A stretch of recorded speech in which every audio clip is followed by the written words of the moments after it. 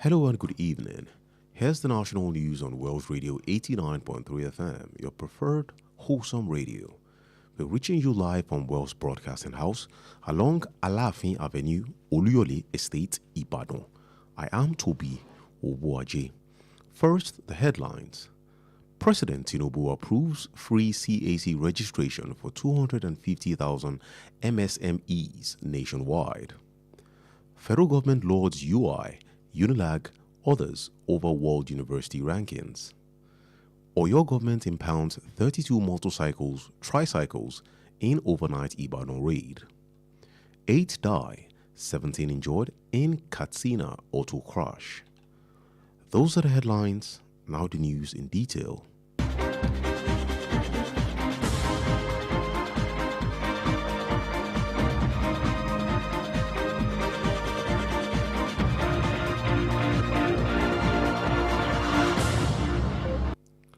President Bola Tinubu approved the free validation and registration of 250,000 micro, small and medium enterprises (MSMEs) across Nigeria as part of efforts to promote small businesses and deepen financial inclusion.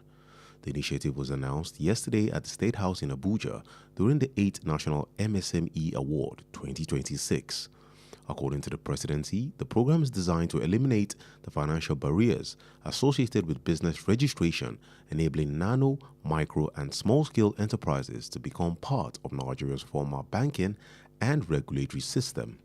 Under the initiative, beneficiaries will receive business name registration through the Corporate Affairs Commission (CAC) at no cost, with the federal government covering the statutory registration fees. The presidency revealed that interested entrepreneurs can apply for the program by visiting the official Small and Medium Enterprise Development Agency of Nigeria's SMEDAN portal using the designated SMEDAN government platform to complete the registration process and secure onboarding.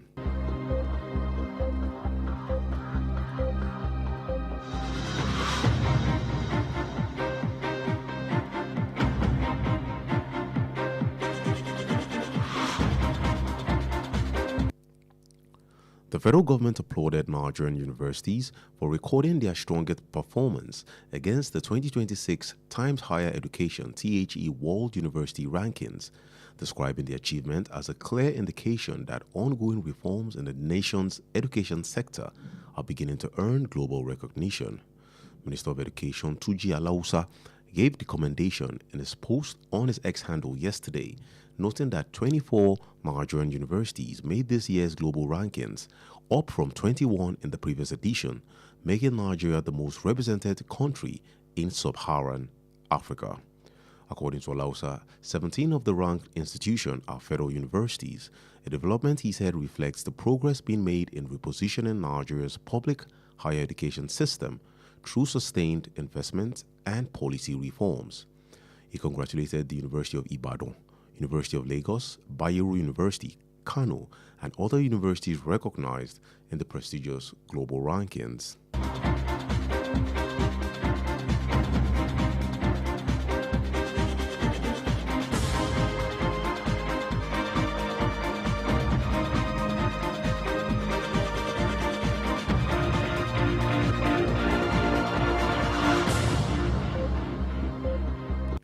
House of Representatives Deputy Speaker Honorable Benjamin Okeze Kalu urged United Kingdom's Foreign, Commonwealth and Development Office (FCDO) to sustain its technical support for democratic governance and electoral integrity in Nigeria.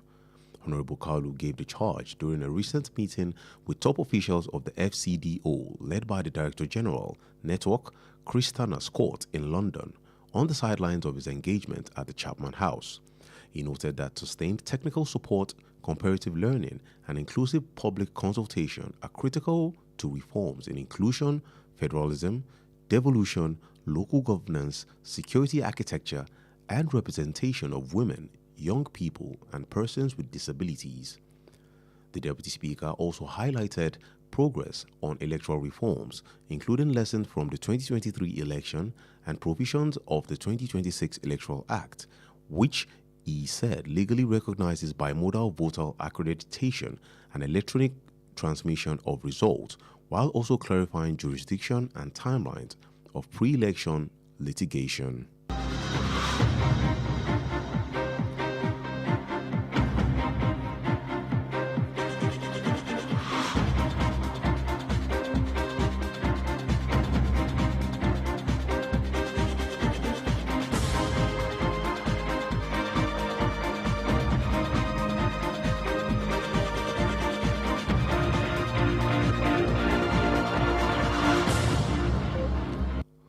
The Oyo State Road Traffic Management Authority, OITMA, has intensified the effort of Governor Seyi Makinde's Executive Order 002 of 2026 with the impoundment of 32 commercial motorcycles and tricycles operating during the prohibited hours in Ibadan.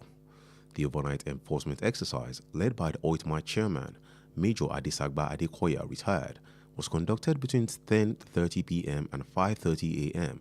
across major parts of Ibadan Metro Police. Speaking after the exercise, Major Adekoya disclosed that the operation covered key locations including Agodi Gate, Bodija, University of Ibadan, Songo, Mokola, Dugbe, Ojo, Iwo Road, Challenge, and Ring Road. He warned commercial motorcycle and tricycle operators to comply fully with the provision of the Executive Order 002 of 2026, stressing that enforcement operations will continue across the state until total compliance is achieved.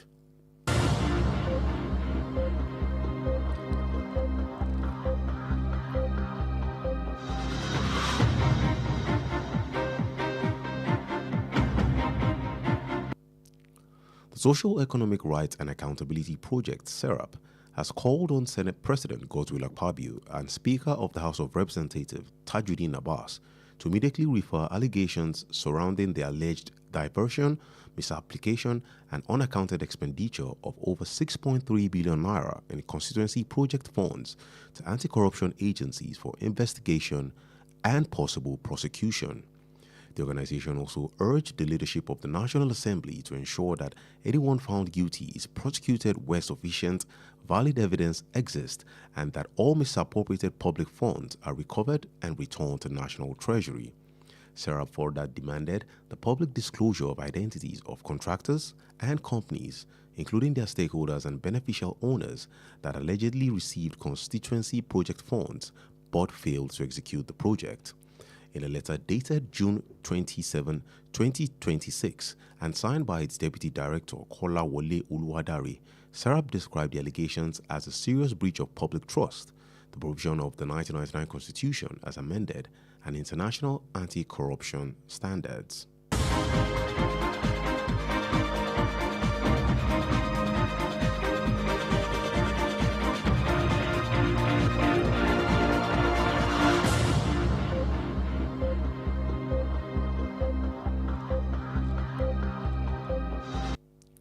No fewer than 8 persons have been confirmed dead, while 17 others sustained various degrees of injuries in fatal road crash along the Funtua-Katsina Highway in Bakuri local government area of Katsina State. The Federal Road Safety Corps FRSC Katsina Sector Command reported that the accident occurred this afternoon at Layin Kuka along Funtua-Katsina Road. According to the report issued by the command's Public Education Officer, DRC Shamsuddin Babajo, the crash involved a commercial bus and an unregistered tricycle. The cops said preliminary investigation identified wrongful overtaking as a probable cause of the accident. The FRC appealed to motorists to avoid dangerous overtaking and strictly adhere to traffic regulations to prevent avoidable road crashes.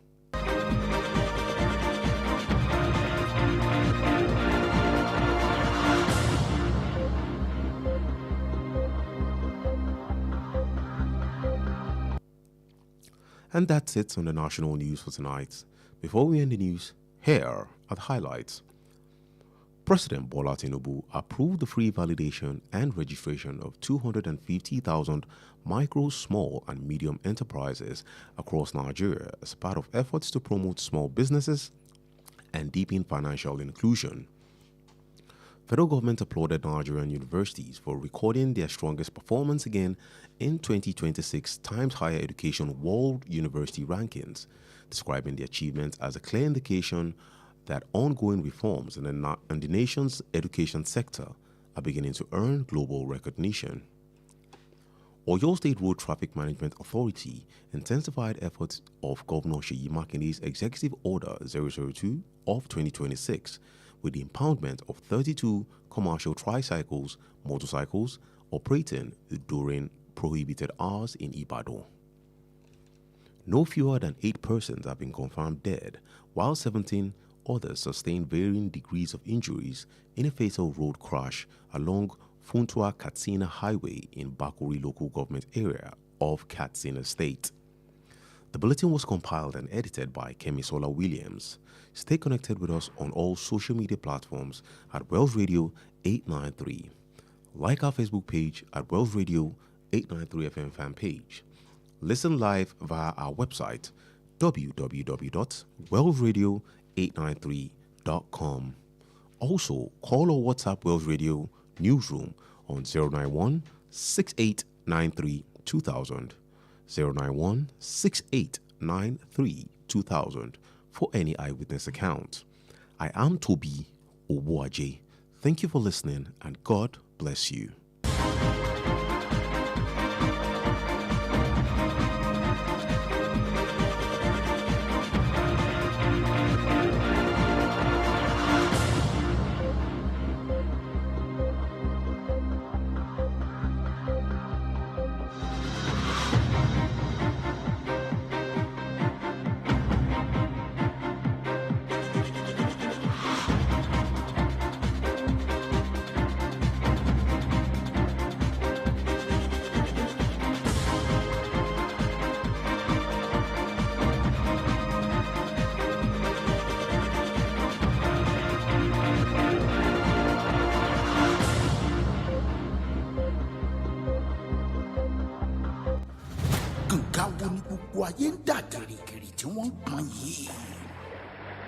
West Radio 89.3 FM Kànga Àgbẹ̀màgbẹ̀.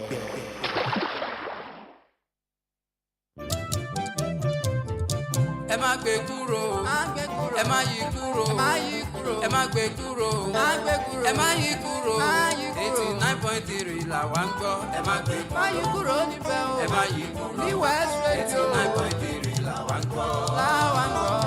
89.3 là wá ń gbọ́. Àní kẹ́ ẹ má gbé kúrò, ẹ má yí kúrò, ẹ má gbé kúrò, kẹ́ ẹ má yí kúrò. 89.3 là wá ń gbọ́. Ẹ má gbé kúrò ní West Radio, ẹ má yí kúrò.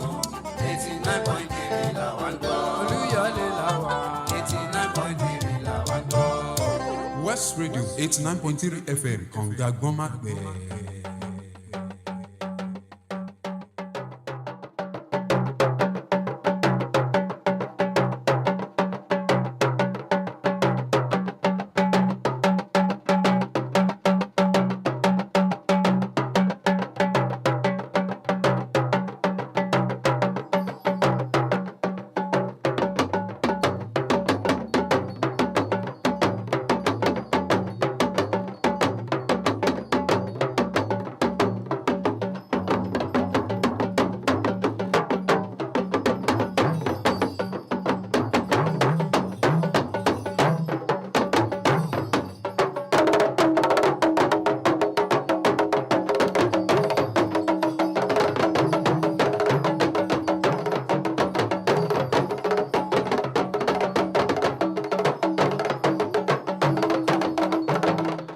ẹ kálẹ́ o, àsìkò ìsinmi lónìí.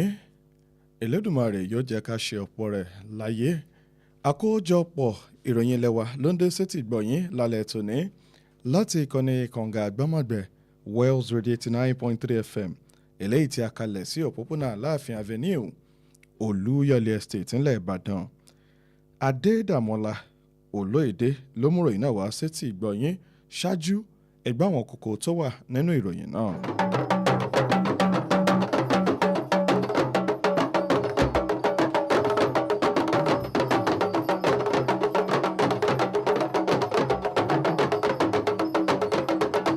Ààrẹ Tinubu ti bọwọ́ lu ṣíṣètò ìforúkọsílẹ̀ fáwọn iléeṣẹ́ kéékèèké káàkiri orílẹ̀-èdè Nàìjíríà.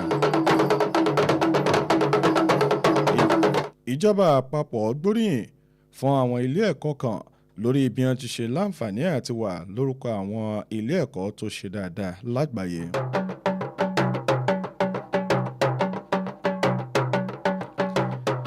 ìjọba ìpínlẹ̀ ọ̀yọ́ ti gbẹ́sẹ̀ lé àwọn ọ̀kadà bíi 22 tó ń ti àwọn kẹ̀kẹ́ márúwá látàrí pé wọ́n rìn lálẹ́ nígbà tí ìjọba ìpínlẹ̀ ọ̀yọ́ kéde àwọn àsìkò láti máa ṣiṣẹ́ wọn. èèyàn 8 ni ó jáde láyè nígbà tí èèyàn 17 fara ṣèṣe níbi ìjàmbá ọkọ̀ kan tó wáyé ní ìpínlẹ̀ Katsina. ní báyìí ìròyìn ọ̀hún rèé lẹ́kùnrẹ́rẹ́. ààrẹ orílẹ̀-èdè wa nàìjíríà bọ́lá tinubu ti fọwọ́ sí ìmúdájọ́ àti ìforúkọsílẹ̀ ọlọ́fẹ̀ẹ́ fún 1,450 àwọn ilé iṣẹ́ kéékèèké káàkiri orílẹ̀-èdè nàìjíríà gẹ́gẹ́ bí ara ìgbésẹ̀ ìjọba láti gbé àwọn ilé iṣẹ́ náà ró àti láti ṣe ètò ìfaramọ́ ètò ìnáwó eléyìí tí a pè yóò láǹfààní àti jìnlẹ̀ sí nílẹ̀ wa nàìjíríà. ètò yìí ni wọ́n kéde lánàá ní ilé ìjọba nílùú àbújá lásìkò àmì ẹ̀yẹ ọdún kẹjọ àwọn iléeṣẹ́ ọ̀hún lọ́dún 2026. gẹ́gẹ́ bí iléeṣẹ́ ààrẹ ti ṣe sọ, ètò náà ni wọ́n ṣe láti yọ àwọn ìṣòro owó ìforúkọsílẹ̀ iléeṣẹ́ kúrò láti lè mú kí àwọn iléeṣẹ́ kéékèèké náà kí wọ́n lè darapọ̀ mọ́ ètò ilé ìfowópamọ́ àti ètò ìṣàkóso ìjọba ilé tó bófin mu nílẹ̀ wa nàìjíríà. lábẹ́ ètò yìí àwọn tó jẹ àǹfààní nínú rẹ̀ ni wọ́n pé wọ́n láǹfààní àti ṣètò ìforúkọsílẹ̀ orúkọ iléeṣẹ́ wọn lọ́dọ̀ àjọ CAC láìsan owó kankan bí ìjọba àpapọ̀ ó ṣe máa gbé gbogbo ètò owó ìforúkọsílẹ̀ náà. ọ́fíìsì ààrẹ tó ṣàlàyé pé àwọn oníṣòwò tó nífẹ̀ẹ́ sí ètò náà wọ́n lè kàn sí ojú òpó àṣẹ tí àjọ ìdàgbàsókè iléeṣẹ́ kéékèèké àti alábọ́dé ní nàìjíríà yun smedan kí wọ́n sì lo ojú òpó ti #smedan.gov fún ìforúkọsílẹ̀ náà àti fún ìdarapọ̀ mọ́ ètò ọ̀hún.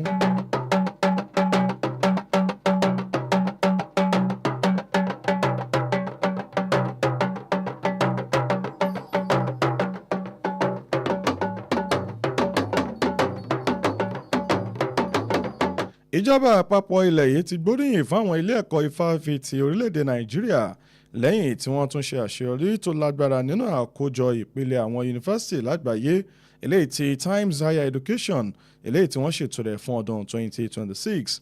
ìjọba ṣàlàyé pé àṣeyọrí náà ló jẹ́ àmì pé àwọn àtúnṣe tí wọ́n ṣe nínú ẹ̀ka ètò ẹ̀kọ́ orílẹ̀-èdè yìí ló ti bẹ̀rẹ̀ sí ní jẹ́ ìtẹ́wọ́gbà lágbàáyé. mínísítà fọ́rọ̀ ètò ẹ̀kọ́ Túnjí Aláùsá ló gbóríyìn náà nípasẹ̀ ìtẹ̀jáde kan lójú òpó X rẹ̀ lánàá.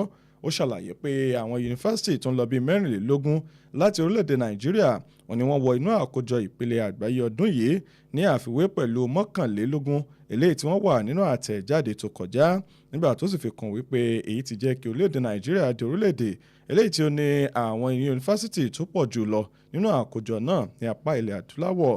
gẹ́gẹ́ bí Aláùsá ṣe sọ, 17 nínú àwọn ilé ẹ̀kọ́ tó wọ àkójọ náà ló jẹ́ àwọn yunifásitì ti ìjọba àpapọ̀ eléyìí tó sì ní ìdàgbàsókè yìí òun ló ti ṣe àfihàn pé ìlọsíwájú hàn nínú ìsapá láti tún ètò ẹ̀kọ́ gíga ṣe nípasẹ̀ ìdókòwò tó péye àti àwọn ìlànà àmúlò tuntun. mínísítà náà wá kí àwọn ilé ẹ̀kọ́ tọ́rọ̀ kàn bíi yunifásitì tilẹ̀ Ìbàdàn, tìlú Èkó, yunifásitì Bayero eléyìí tí ń bẹ nílùú Kánò àti àwọn yunifásitì Nàìjíríà míì eléyìí tí wọ́n wà nínú àkójọ wọ̀nyí.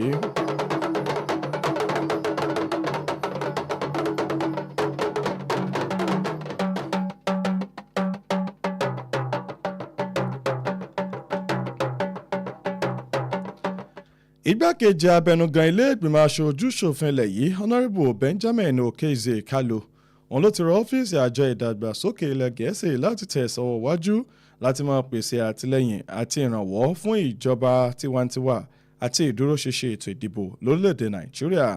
ọ̀gbẹ́ni Kalu ló sọ̀rọ̀ yìí lásìkò ìpàdé pẹ̀lú àwọn aláṣẹ àjọ náà tí olùdarí ẹ̀ka nẹ́tíwọ̀kì Christiana Scott tó darí ní ìlú London lákòókò tó wà ní Chatham House fún ìpàdé rẹ̀.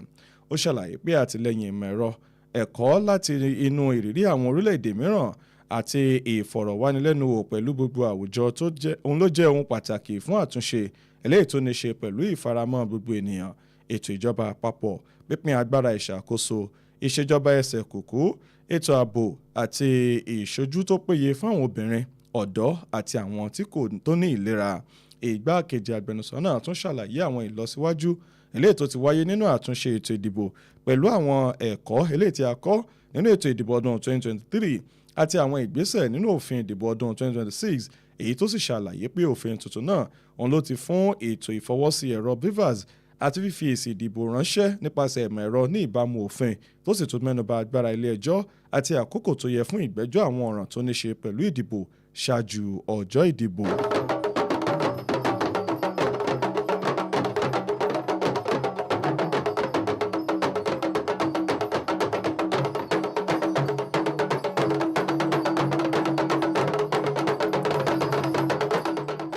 Àjọ tí ń rí sí ọ̀rọ̀ ìṣàkóso ojú òpópónà ní ìpínlẹ̀ Ọ̀yọ́ Hoitma òní àti tẹ̀wọ́ wájú nínú àgbérò àṣẹ kan eléyìí tí gómìnà ìpínlẹ̀ Ọ̀yọ́ onímọ̀-ẹ̀rọ Ṣèyí Mákindé tí ó gbé kalẹ̀ nípa bí wọ́n ti ṣe fi ẹsẹ̀ lé àwọn ọ̀kadà àti àwọn márúwá bíi 22 eléyìí tí wọ́n pe wọ́n ní wọ́n ṣiṣẹ́ tako àṣẹ àti ìgbésẹ̀ gómìnà ní ìpínlẹ̀ Ọ̀yọ́.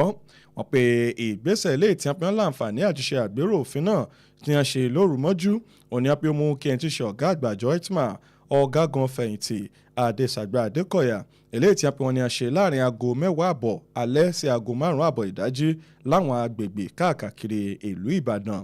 Nígbà tó ń sọ̀rọ̀ lórí ìgbésẹ̀ náà ọ̀gágun Adékọ̀yà ṣàlàyé wípé iṣẹ́ àkànṣe náà òní á pé wọ́n ṣe láwọn agbègbè bíi Agodi Gate, Bódìjà, ọgbà Ifásitì Ìbàdàn, agbègbè Ṣàngó, Mọ́kọ́lá, Dùgbẹ̀, Ọ̀jọ́, Ìwòrò tó fi mọ́ Challenge àti agbègbè Ring Road. Ó wá lago ìkìlọ̀ sétí àwọn ọlọ́kadà àti àwọn onímọ̀rúwá eléyìí tí wọ́n pe wọ́n ní à ń ṣe ìtàpá sí àṣẹ àti òfin láti jáwọ́ nínú ìwà bẹ́ẹ̀ kí wọ́n sì tẹ̀lé àṣẹ eléyìí tí ṣe àṣẹ wà ẹlẹ́ẹ̀kejì tọdún 2026 nígbà tí ó ń tẹnumọ́ wípé àwọn ìgbésẹ̀ àwọn ni ó mọ láǹfààní àti tẹ̀sọ̀ wájú káàkiri àwọn agbègbè ní ìpínlẹ̀ Ọ̀yọ́ títí tí wọ́n ó fi láǹfààní àti máa tẹ̀lé àṣẹ náà ní gbogbo agbègbè.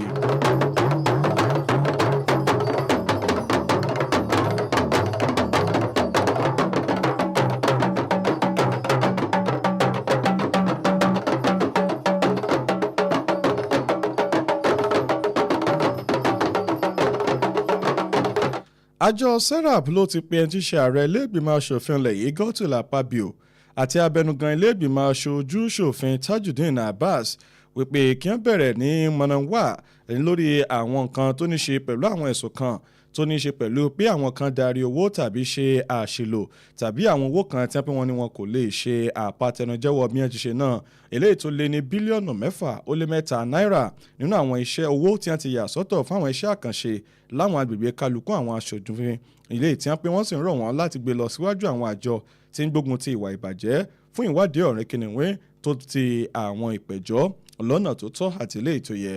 Àwọn ẹgbẹ́ wọ̀nyí ni wọ́n tó ra àwọn adarí náà láti rí i dájú wípé gbogbo ẹnikẹ́ni tí wọ́n bá rí pé ó jẹ̀bi tàbí jẹ̀ṣẹ́bì ó ní pé wọ́n ní wọ́n lọ síwájú ilé ẹjọ́ pẹ̀lú àwọn ẹ̀rí eléyìí tó rẹ́sẹ̀ walẹ̀ fún ṣíṣe owó ìlú mọ̀kùmọ̀kù kí wọ́n sì rí i pé wọ́n gba gbogbo àwọn owó yìí padà àti kí wọ́n ṣe padà sí àpò ìjọba.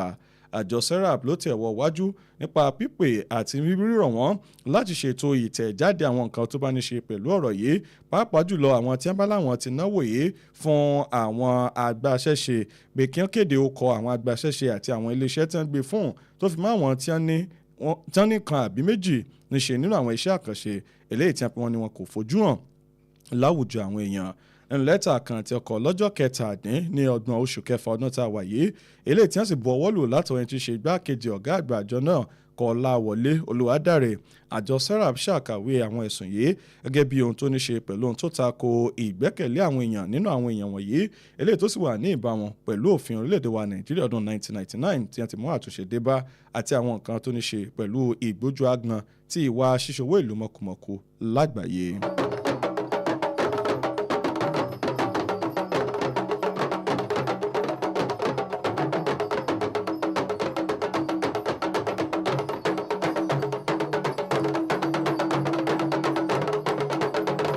Kò dín ní èèyàn 8 tí ìròyìn fìdí rẹ̀ múlẹ̀ ó pé wọ́n ti jáde láyé nígbà tí èèyàn 17 mìíràn fara ṣèṣe yánnayànna níbi ìjàmbá ọkọ̀ kan eléyìí tó wáyé lójú ọ̀nà márosẹ̀ Funtua sí Katsina níjọba ìbílẹ̀ Bakore ní ìpínlẹ̀ Katsina.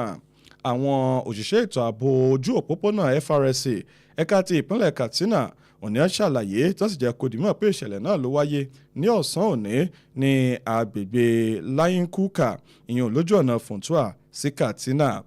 Gẹ́gẹ́ bí ìròyìn ṣe fìdí rẹ̀ múlẹ̀ àti àṣẹ tó wá látọ̀dọ̀ àwọn tó ń lé sí ọ̀rọ̀ ìbáraẹnisọ̀rọ̀ nílé iṣẹ́ ètò ààbò ojú òpópónà DRC Shamsuddin Babajo ó jẹ́ kó di mímọ̀ wípé ìṣẹ̀lẹ̀ náà ló ní ṣe pẹ̀lú ọkọ̀ akérò àti ọ̀kadà àwọn alùpùpù eléyìí tí wọ́n pe wọn ni wọn kò forúkọ rẹ̀ sílẹ̀. Ọ̀gá àgbà náà ṣàlàyé wípé ìwádìí ọ̀rìn kìnìún jẹ́ kó di mímọ̀ wípé ìgbìyànjú láti ya ẹni sílẹ̀ lójú ọ̀nà òní pé ó ṣe àkóbá fún ìjàmbá náà nígbà tí ẹ̀ṣọ́ ààbò ojú òpópónà sì wá rawọ́ ẹ̀bẹ̀ wípé àwọn alùpùpù àti àwọn tí ń ṣàmúlò ojú ọ̀nà òní pé wọ́n rọ̀ láti má ṣe máa ṣe àwọn ìwà tí kò tọ́ kí wọ́n sì máa tẹ̀lé àṣẹ àti òfin tí wọ́n ti yà sílẹ̀ fún ojú òpópónà ní gbogbo ìgbà.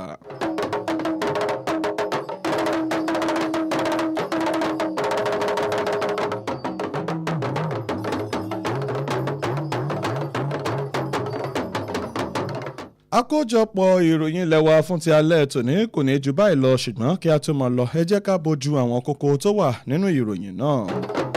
Nínú ìròyìn ọ̀hún láti máa fún yín pé ààrẹ Bọ́lá Tinubu ti bọwọ́ lu fífi orúkọ àwọn iléeṣẹ́ sílẹ̀ lọ́fẹ̀ẹ́ ìyẹn àwọn iléeṣẹ́ tó jẹ́ iléeṣẹ́ kéékèèké àti alábọ́dé káàkiri orílẹ̀-èdè Nàìjíríà lára ìgbésẹ̀ tó sì wà láti ṣe ìgbélárugẹ àwọn iléeṣẹ́ wọ̀nyí àti níní ìkópa nínú ọ̀rọ̀ ètò ìṣúná. Bákan náà ìjọba àpapọ̀ ti kóríyìn fáwọn ilé ẹ̀kọ́ ifáfitì ilẹ̀ Nàìjíríà fún ṣíṣe ìkórajọpọ̀ àti bí wọ́n ti ṣe láǹfààní àti fojú hàn nínú ètò àkọọ́lẹ̀ àwọn ilé ẹ̀kọ́ tó dúró dáadáa tí wọ́n sì gbóúnjẹ fẹ́gbẹ́ gbàwó bọ̀ lọ́dún 2026 gẹ́gẹ́ bí àkọọ́lẹ̀ àjọ Times Higher Education eléyìí tí wọ́n ṣe àkàwé àṣeyọrí náà gẹ́gẹ́ bí ohun tó ń fojú hàn nínú ètò àtúnṣe tí wọ́n ṣe lẹ́ka ètò ẹ̀kọ́ orílẹ̀-èdè Nàìjíríà èyí tó sì ti ń gba àwọn ìdánimọ̀ lọ́jà àgbáyé. Àjọ ITMA ní ìpínlẹ̀ Ọ̀yọ́ ló ti ṣàlàyé pé àìtò àti ìgbésẹ̀ láti ṣe àpérò òfin gómìnà Ṣèyí Mákindé ìyẹn àṣẹwàá kejì tọdún 2026 òun ló ti mú kí wọ́n gba àwọn ọ̀kadà àti àwọn márúwá bíi 22 lọ́wọ́ àwọn tí wọ́n tàpá sí àṣẹ eléyìí tí gómìnà kéde rẹ̀ nílùú Ìbàdàn. Báná lọ́rùn làwọn fún yín pé kò dín ní àwọn èèyàn 8 tí ìròyìn gbé pé wọ́n ti sọ ẹ̀mí wọn nù nígbà tí àwọn 17 míì fara ṣèṣe níbi ìjà ọbọ̀ kọ̀ọ̀kan ilé ètò ṣẹlẹ̀ lójú ọ̀nà mọ́sọ̀ọ̀sẹ̀ ti Funtua sí Katsina níjọba ìbílẹ̀ Bakore ní ìpínlẹ̀ Katsina. Èyí ló pin ìròyìn ilé wa fún ti alẹ́ tòní àkójọpọ̀ àti àtúntò ìròyìn ló wá látọwọ́ Kẹ́misọ́lá Williams. Ẹ má gbàgbé wípé ẹ lè darapọ̀ mọ́ wa láwọn ojú òpó ìlújára wa gbogbo pẹ̀lú @wells0893 nígbà tẹ́ lè fẹ́ràn tẹ́ ó sì tẹ̀lé wa lójú òpó ayélujára Facebook wa pẹ̀lú @wells0893fm fanpage. Bákan náà lè gbọ́ àsọwọ́ wájú sí lójú ìpọ̀nà ti àgbáyé ti www.wells0893.com nígbà tẹ́ lè pè tàbí fi àtẹ̀jíṣẹ́ ṣọwọ́ sínú yàrá ìkóròyìnjọ ìkànnì kànga àgbọ́mọ̀gbẹ́ Wells 89.3 FM lórí ẹ̀rọ 0916-893-2000 lẹ́ẹ̀kan sí 0916-893-2000 fún àwọn ìṣẹ̀lẹ̀ eléyìí tó bá ṣojú ẹni. Adedamola Oloyede lómùrì náà wá sétí ìgbọ̀nyín ẹ ṣé tẹ̀ ń gbọ́ ìkànnì kànga àgbọ́mọ̀gbẹ́ Wells 89.3 FM Ọlọ́run yóò bùkún fún yín oorun ayọ̀ làásùn.